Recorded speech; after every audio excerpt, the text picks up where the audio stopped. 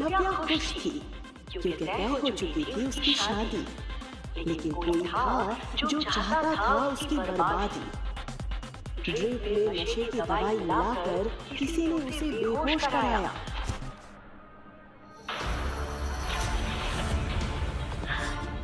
ऋषि,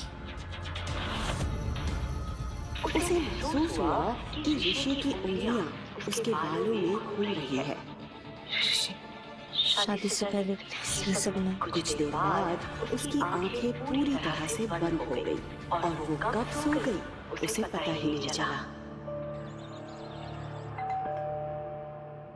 अगली सुबह नव्या का सर इतना भारी था कि उसकी उठने की हिम्मत नहीं हो रही थी। अगले ही पल फिर से डोरबेल की आवाज आई।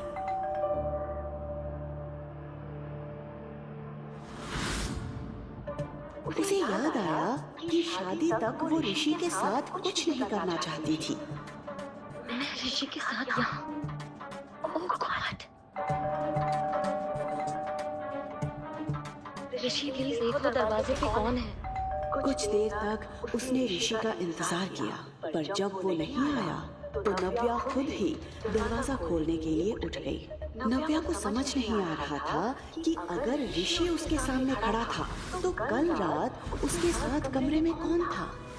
ऋषि, तुम बाहर कब गए? तुमने क्या हालत बना रखी है?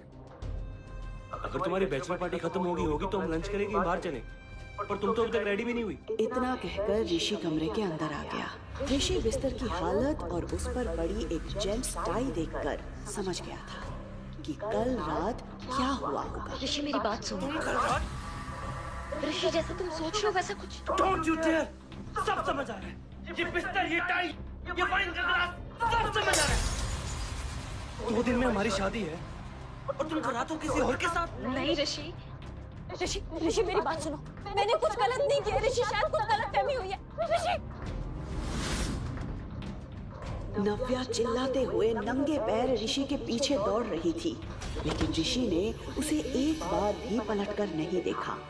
वो सीधे अपनी गाड़ी में बैठकर वहां से निकल गया। उसने तुरंत टैक्सी किया और ऋषि के पीछे चली गई। लेकिन सिन्हा पैराडाइज में उसका स्वागत एक जोरदार थप्पड़ के साथ हुआ। शर्म! मुझे शर्म आती है कहते हो कि तुम मेरी बेटी हो। शेखर के ठीक बगल में ऋषि खड़ा था, जिसे देखकर नव्या समझ गई थी कि उसने सब कुछ घर में बता दिया है। पापा, ये जो कुछ भी हुआ ना, इसमें मेरी कोई भी गलती नहीं है। तुम भी अपनी माँ की तरह ही निकली, शेमलेस। अरे पहले उसने शेखर को चैन से नहीं जीने दिया और अब तुमने क्या कमी रह गई थी ऋषि में जो तुम्हें किसी और के पास जाना पड़ा? अरे माँ, कम से कम आप तो बस करिए ना। पापा की तबीयत खराब हो रही है, इनका ध्यान रखिए। पापा। शिखा नव्या की सौतेली माँ थी और कनिका सौतेली बहन। कनिका, तुम तो मेरा यकीन करो, मुझे सच में कुछ भी याद नहीं है। कनिका, मैं ऋषि, ऋषि तुम तो मुझसे प्यार करते हो ना? तुम तो मुझ पे ट्रस्ट करो प्लीज, प्लीज। ट्रस्ट? ये शब्द तुम्हारे मुंह से अच्छा नहीं लग रहा। जिस लड़की से मैंने प्यार किया था वो तो रातों किसी और की हो गई थी।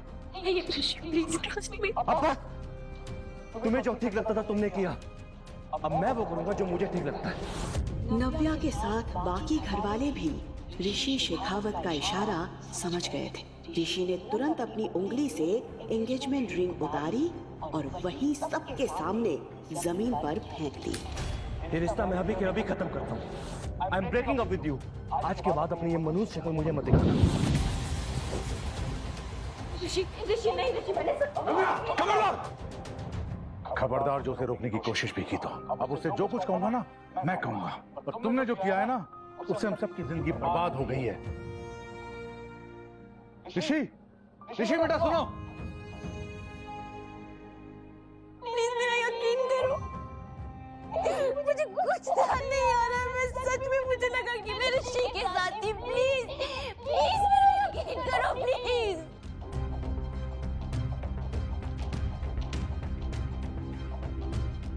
कनिका प्लीज, तुम तो मेरा यकीन करो प्लीज। मैं बहुत प्यार करती हूँ ऋषि से, मैंने कुछ भी नहीं किया। प्लीज तुम पापा से बात करो, पापा तुम्हारी बात मानेंगे। प्लीज तुम बात करोगी ना पापा से? अभी कुछ बोलो ना कनिका।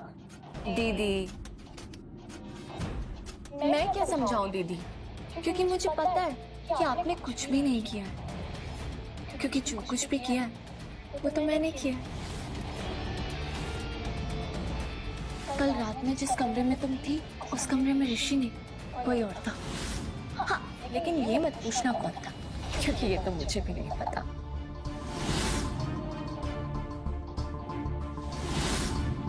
और मैंने ये सब इसलिए किया क्योंकि अगर कोई ऋषि से शादी करेगा तो वो मैं होंगी। मैं ऐसा सोच भी कैसे सकती हूँ? मैं ऐसा सोच ही नहीं सकती, कर भी सकती हूँ। और देखो, मैंने ऋषि को तुमसे हमेशा हमेशा के लिए अलग कर दिया। अब वो जिंदगी भर कुंवारा रह जाएगा, लेकिन तुम्हारी तरफ दोबारा पलट के कभी नहीं देखेगा। बचपन से तुमसे मैं नफरत करती हूँ और हमेशा तुमसे जीतती आई हूँ।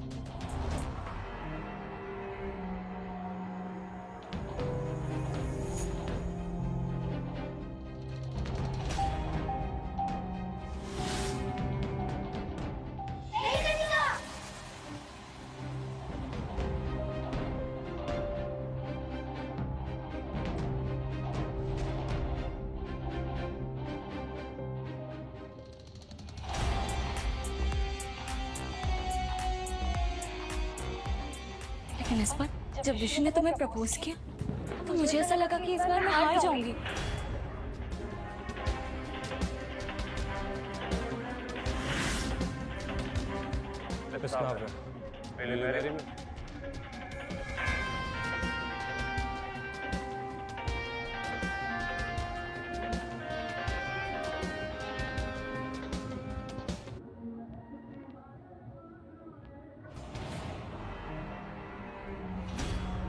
लेकिन देखो, मैं फिर से जीत गई।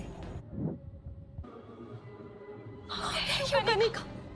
क्यों किया तूने ऐसे? तुम्हारी हिम्मत कैसे हुई मेरी बेटी को छूने की? पापा, ये सब कुछ कनिका ने किया है। कनिका ने मुझे फंसाया। चुप!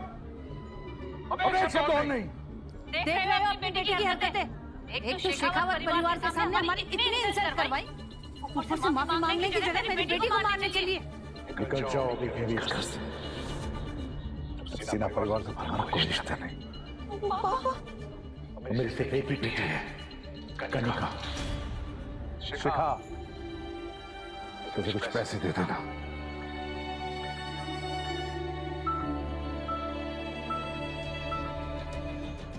उसके पिता शेखा का फैसला उसे अंदर ही अंदर तोड़े जा रहा था।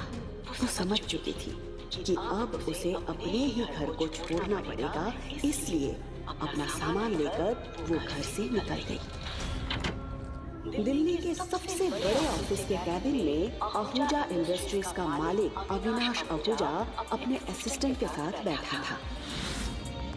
अविनाश 27 साल का यंग हैंडसम बिजनेसमैन था, जिसकी एक झलक के लिए भी लड़कियां तरसती थी।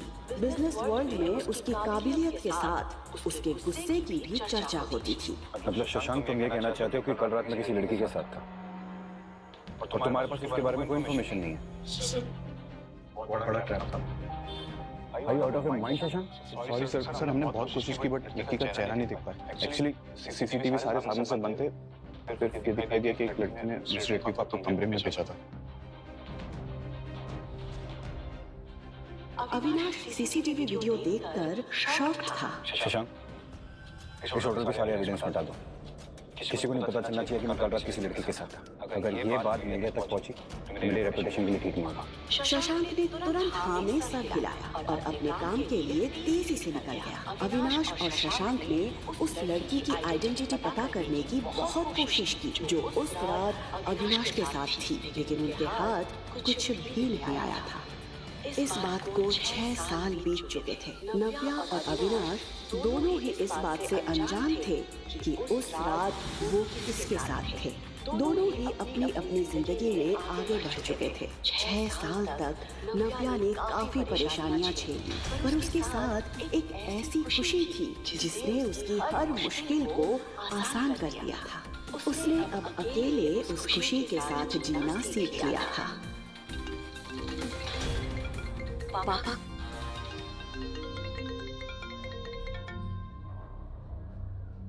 नव्या, तुम्हें चंडीगढ़ आना है। प्लीज जल्द से जल्द टिकट कराओ। पापा आप मुझे सच में बुला रहे हैं? हाँ बेटा। पापा सच में मुझे घर बुला रहे हैं? Oh God! आखिर क्यों बुलाया था शेखर ने इतने सालों के बाद नव्या को वापस? कौन सा सहारा था नव्या के जीवन में? आखिर कब तक अविनाश और नव्या इस बात से अनजान रहेंगे कि उन दोनों ने ही उस रात होटल में रात बिताई थी? जानने के लिए सुनते रहिए द रिटर्न, सिर्फ पॉकेट FM पर।